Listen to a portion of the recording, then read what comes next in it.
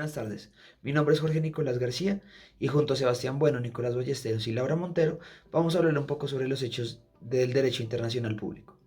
En este trabajo vamos a hablar sobre diferentes hechos y principios que remontan desde las antiguas civilizaciones hasta la actualidad. En este trabajo nos basamos de diferentes libros de historia y de sitios web donde se presentaban las diferentes épocas y su relación con el derecho internacional. Vamos a hablar sobre el asilo político de Evo Morales en México y en Argentina.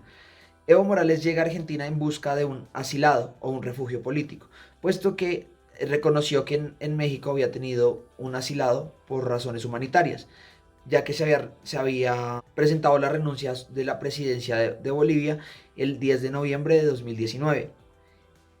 La Comisión Internacional de Refugiados de Argentina, CONARE, sigue las normas internacionales. Por esa razón fue que ellos aceptaron a Evo Morales dentro de obviamente de las políticas y de las normas, para que fuera asilado políticamente en Argentina. En la antigua Grecia existían espacios o lugares inviolables, en los cuales las leyes no tenían ningún tipo de valor. ¿Por qué? Porque no llegaba el aeropago, que era la comisión que se encargaba de judicializar a los, a los delincuentes, por así decirlo. ¿Qué pasaba con esto? A ellos se les daban dos posibilidades. O podían, mucho antes de que se diera su benedicto, o minutos antes de su benedicto, poder huir a lugares inviolables o sagrados, en los cuales no tenían ningún tipo de jurisdicción, o defenderse ante la ley, ante el aeropago. ¿Qué pasa ahora? Ahora ellos pueden, ahora en la actualidad, ellos pueden tener un asilo político o un refugio político, obviamente bajo las leyes, pero antes, si usted cometía algún tipo de delito, ellos le daban la posibilidad a usted de huir a dichos lugares sin tener algún tipo de condena. O también cambiar de grupos. Vamos a hablar de la relación que tiene esto con el derecho internacional.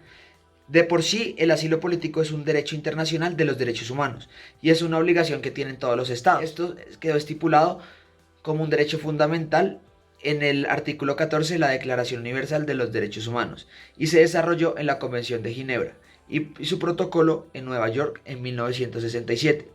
Se desarrolló en Ginebra en 1951. Esto no se trata solo de una cuestión humanitaria, sino de un derecho. Todas las personas tienen derecho a buscar una protección o un refugio fuera de su país de origen.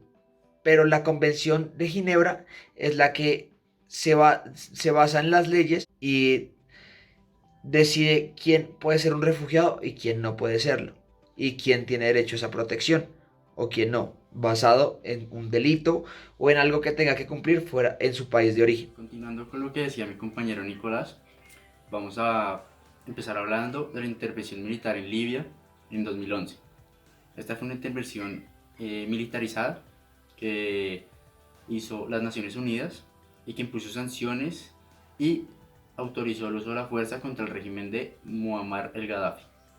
Esto se da la responsabilidad de proteger la presencia de los civiles y que tiene las Naciones Unidas como un ente internacional. La OTAN fue la encargada de asumir la responsabilidad en términos de armas y en términos de manejo de la guerra. Esto con el fin de acabar el régimen de Gaddafi, iniciando una guerra justificada y muy criticada, controversial, por creerse de servir a intereses neocolonialistas. Siguiente, vamos a hablar de la guerra justa de San Agustín y Santo Tomás, haciendo la relación con el caso de la guerra justificada de Libia. Estos decían que, primero, esta noción apareció en la Edad Media y unos siglos más adelante apareció Santo Tomás de Aquino. Ambos justificaban la guerra justa, diciendo que un mandatario o un príncipe era el único capaz o responsable de generar tal guerra. Esto porque una persona privada no puede declarar la guerra porque se expone sus derechos al juicio del mandatario. Se requiere en segundo lugar una justa causa, es decir, que los acusados deben merecer las acusaciones que se les están imponiendo. Y en tercer lugar, los combatientes o la causa debe ser recta. Eso significa que se debe buscar siempre el bien y nunca generar el mal o generar más conflicto del que ya existe. Haciendo la relación con el derecho internacional, se puede llegar a concluir que es una necesidad de los organismos internacionales el proteger los derechos de los civiles y de los pueblos vulnerados por cualquier tipo de violencia. Es aquí donde estos tienen la labor de mantener la paz, y una guerra justa no es más que un medio para alcanzar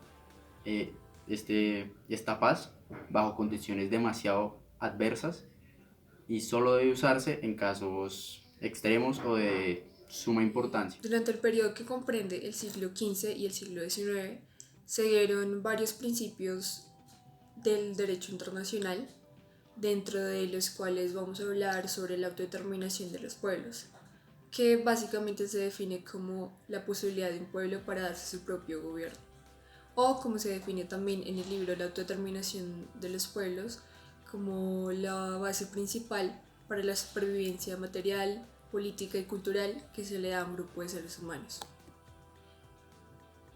Para contextualizar este principio, hay un caso reciente donde Kurdistán iraquí hace un referéndum el 25 de septiembre del 2017, casi unánime a favor de su independencia. Algunos gobiernos, como el de Irak, Turquía e Irán, cuestionaron mucho este referéndum debido a intereses políticos, a la industria petrolera de Kurdistán, y a que estos mismos gobiernos por mucho tiempo hicieron represión en contra de su cultura, su lengua y sus derechos. Cabe resaltar que desde la constitución iraquí del 2005, Kurdistán es un estado federal autónomo de Irak que tiene su propio parlamento y también tiene sus fuerzas de defensa propias. A finales del siglo XIX, Colombia pensaba hacer el Canal de Panamá. Los franceses se ofrecieron a hacerlo, hicieron los estudios, pero decidieron no hacerlo porque era muy difícil lograrlo. Eso se hizo mientras Colombia estaba en un conflicto interno en la guerra de los 1000 días. Al finalizar esta guerra, los Estados Unidos decidieron y se ofrecieron a hacer el canal, pero Colombia se veía muy afectada por la guerra y el conflicto que tuvieron, y le dijeron que no a Estados Unidos. Entonces, Estados Unidos entró a negociar directamente con Panamá y les dijeron que se separaran de Colombia y que les hacían el canal por una concesión de 100 años. Entonces ellos accedieron y lograron separarse de Colombia con un apoyo estadounidense. En el 2011, Sudán se separó. Esto se llevó a cabo ya que llevaban una larga guerra de 50 años por conflictos de religiones. Sudán, como se llama hoy en día, que es Sudán del Norte, es un país mayoritariamente musulmán. En cambio, Sudán del Sur era mayoritariamente cristiano, y esto llevó a muchos conflictos. Entonces, los del Sudán del Sur decidieron hacer un referéndum en donde ganaron y se separaron. La relación con el derecho internacional es que ambos países se separaron siendo apoyados por un país de primer mundo o por países de primer mundo. Estos países se separaron en ambos casos porque no estaban siendo apoyados por su país al que pertenecían, se sentían excluidos. Entonces decidieron separarse con ayuda de otros países para lograr el reconocimiento internacional. En la actualidad, después de la caída de las Torres Gemelas el 11 de septiembre del 2001, en el mundo hubo varios cambios, dentro de los cuales la nueva concepción de amenazas mundiales prevaleció. Esta nueva concepción se puede explicar con dos ejemplos. El primero fue en julio del 2014, donde un misil ruso impactó un avión comercial de Malaysia Airlines en territorio ucraniano, el cual provocó un punto crítico dentro de las tropas ucranianas y las tropas prorrusas.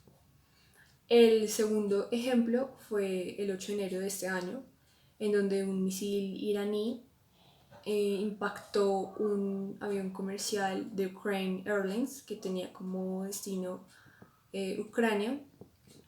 Derribó este avión en territorio iraní y al poco tiempo de haber ocurrido este accidente, Irán negó haber